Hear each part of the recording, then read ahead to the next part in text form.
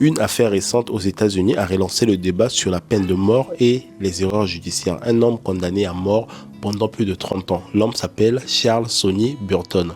Aujourd'hui âgé de 75 ans, il avait été condamné à mort dans l'État de l'Alabama pour un meurtre commis lors d'un braquage en 1991 dans un magasin AutoZone, mais un élément important du dossier a toujours fait polémique. Burton n'était pas celui qui a tiré. Selon l'enquête, c'est un autre homme qui a tiré. Il s'appelait Derrick DeBruce, qui a abattu donc la victime, un client nommé Doug Battles. Burton avait déjà quitté le magasin au moment du tir. Pourtant, la justice américaine l'a condamné à mort grâce à une règle appelée felony murder rule, qui permet de condamner tous les participants à un crime si quelqu'un meurt pendant ce crime. Une exécution prévue puis annulée à la dernière minute. En mars 2026, Burton devait être exécuté possiblement par époxy de l'azote, une méthode très controversée.